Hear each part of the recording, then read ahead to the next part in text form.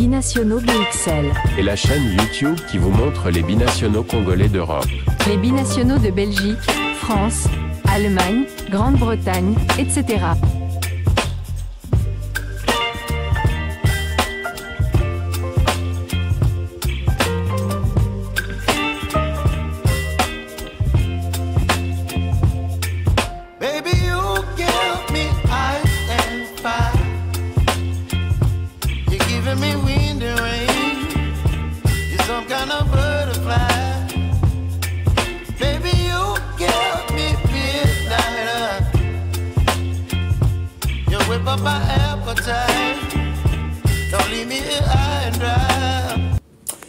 Bon début de semaine, nous sommes effectivement le lundi, donc nous allons vous donner quelques résultats qui restaient. Il y a encore d'autres matchs que peut-être qu'on n'a pas eu l'occasion de récolter les informations, mais les matchs du dimanche, il y a des matchs qui se sont joués également. Il y a eu tellement beaucoup de binationaux qui se sont illustrés, qui ont presté durant le week-end qu'on ne peut pas tous les citer dans une seule livraison sportive. Donc voilà, nous allons parler maintenant des autres résultats qui restaient un peu à vous communiquer. Pour cela, je ne suis pas seul, je suis avec Gino Links de la chaîne YouTube Diasco Foot officielle, le miroir du football de la diaspora congolaise. Vous savez que dans Diasco Foot, on parle de la diaspora en général, mais nous ici, nous ne parlons que des binationaux. Donc malgré cela, il y en a tellement beaucoup et par moment, on doit faire un choix de pouvoir parler de ceux qui sont plus proches des léopards, ceux qui pourraient nous intéresser éventuellement. Alors Gino Links, donne-nous un peu les résultats qui manquaient et d'autres informations.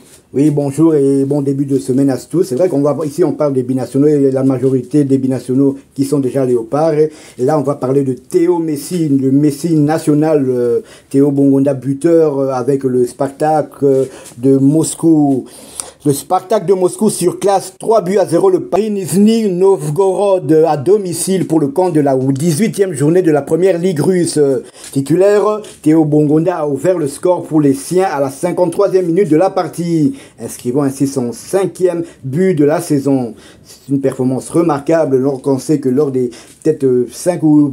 Il a mis du temps à marquer son premier but, mais là on dirait que la machine s'est mise en place et tout va bien pour Théo Bongonda, mais malheureusement pour lui, la trêve hivernale, la longue trêve hivernale débute en Russie, donc on ne verra pas Théo Bongonda avant le mois de février. Donc nous quittons la Russie pour la Suisse. Le FC Timothy Fayulu et le FC Sion viennent à bout de Young Boys de Berne de Meshak Elia. Score final 3-1. Timothy Fayulu a réalisé une bonne partition avec notamment 4 arrêts décisifs à l'issue du match. Meshak Elia n'était pas sur la feuille du match. Donc Timothy Fayulu qui a encaissé un but pratiquement à la dernière seconde. Il aurait pu réaliser son 4e clean sheet de la saison, lui qui en a déjà réalisé 3. Sans compter qu'il a déjà délivré aussi une passe décisive. Toujours en Suisse, match nul entre les Grasshoppers de Zurich et Yverdon Sport. Alors que les Zurichois menaient au score, Michin Tello égalisa à la 83e minute, soit 4 minutes après son entrée au jeu. Rappelons que Michin Tello est un binational belgo-congolais et il est toujours éligible pour évoluer avec avec les léopards de la République démocratique du Congo. Et il a déjà fait part de sa volonté de pouvoir évoluer avec les léopards de la République démocratique du Congo. D'ailleurs, dans une interview faite par une télévision suisse, il avait dit qu'il avait 2 rêves. L'un était de jouer pour le Real Madrid et l'autre était de jouer avec les léopards de la République démocratique du Congo. Nous quittons la Suisse pour l'Écosse. En déplacement sur la pelouse du Celtic Glasgow, Hibernian a été battu sèchement 3-0. Rocky Bouchiri a disputé les 90 minutes de la rencontre. Son club est dernier de première chip avec 12 points. Nous quittons l'Écosse et Rocky Bouchiri pour les Pays-Bas. Match nul, 2 buts partout entre Héraclès et le Fortuna Sittard de Samuel Bastien. L'international congolais était titulaire et a disputé l'intégralité de la rencontre. Son club est actuellement 9e de la Eredivisie avec 12 points. Nous quittons les Pays-Bas pour le voisin allemand. Nous allons du côté de la Bundesliga. Les Senders retrouvent le chemin des filets en championnat après avoir marqué en coupe la semaine dernière. Alors que son club n'a pas fait mieux qu'un nul, 2 buts partout en match de la 13e journée sur la pelouse de l'Eintracht Francfort. L'avant-centre congolais s'est illustré avec un but, son 3e de la saison en Bundesliga. Faut savoir que faut savoir quand même que l'Eintracht Francfort est 2e, c'est le dauphin du Bayern de Munich. Et à cause de cette contre-performance, ils sont maintenant à 6 points du Bayern de Munich, de Vincent Kompany, un autre binational qui est l'entraîneur évidemment du Bayern de Munich. Augsbourg et reste 13e au classement. Et Sendé Kohl, meilleur buteur de son équipe avec 6 buts marqués, toutes compétitions confondues en 14 matchs. Des débuts encourageants en Bundesliga, lui qui venait de Vizela au Portugal. Il faut dire que son adaptation se passe très très bien. Pour le moment, il a marqué 6 buts.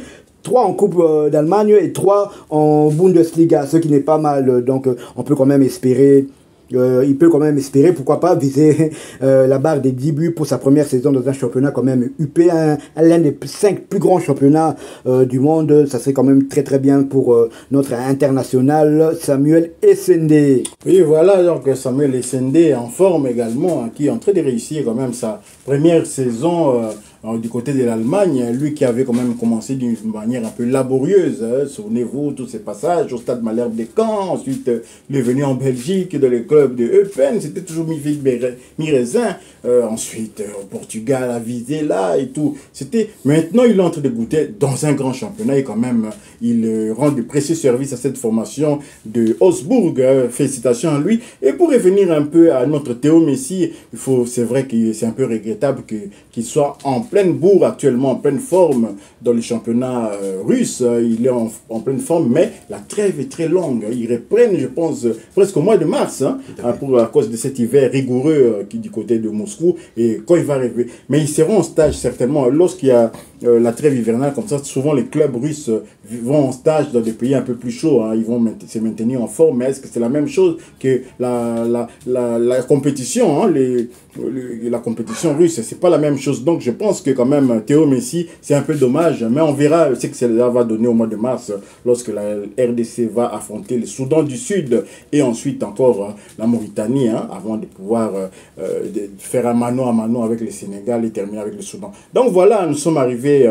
à la fin, mais Gino Links, je pouvais encore ajouter quelque chose pour bien terminer notre livraison sportive. Tout à fait, la conclusion qu'on peut faire quand même, c'est que nos attaquants sont en forme. On a vu Banza marquer avec son club de Trabzonspor. On a vu Yohan Wissa marquer son 9e but en première ligue anglaise. On a vu Samuel Essendé marquer son 3e but de la saison en Bundesliga. Tous nos attaquants sont en forme. On peut aussi ajouter Théo Messi qui a marqué son 5e but de la saison. Donc nos joueurs sont en forme. On espère vraiment que Sébastien de Sade trouvera la bonne formule, hein, pour que ces joueurs aussi puissent s'épanouir en équipe nationale, parce qu'on a quand même, il y a comment il s'appelle, Banza qui est co-meilleur buteur du championnat avec Ciro Immobilier, devant des joueurs comme Edin Dzeko, devant des joueurs comme Victor Osimhen.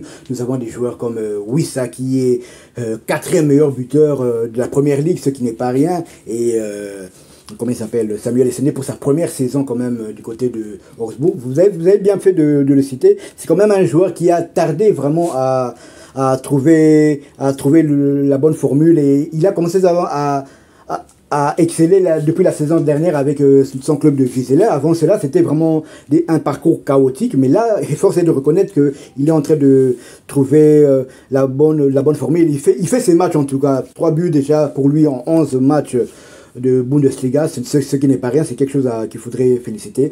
Comme je l'ai dit, c'est vrai que mars c'est encore loin, mais espérons que Sébastien de Sade va trouver la bonne formule, pourquoi pas, pour que ces joueurs aussi s'épanouissent en équipe nationale. Oui, mars c'est encore loin, hein. On regrette juste un peu que Sébastien de Sade contre l'Éthiopie n'avait pas donné sa chance quand même au gardien de but Timothy Fayulu, parce que là on ne risque pas de le voir encore au mois de mars contre le Soudan du Sud, et ça va devenir un peu lassant pour lui. lui, il vient, il ne joue pas, il n'est même pas deuxième gardien, il est le troisième choix, je ne sais pas selon quels critères, mais voilà un peu, on verra si la situation peut évoluer. Si vous avez aimé, merci de liker, merci de commenter, de partager cette vidéo, abonnez-vous à Binationaux BXL et activez tout juste après la petite cloche de notification qui vous permettra de ne pas manquer les prochaines vidéos que nous allons mettre en ligne.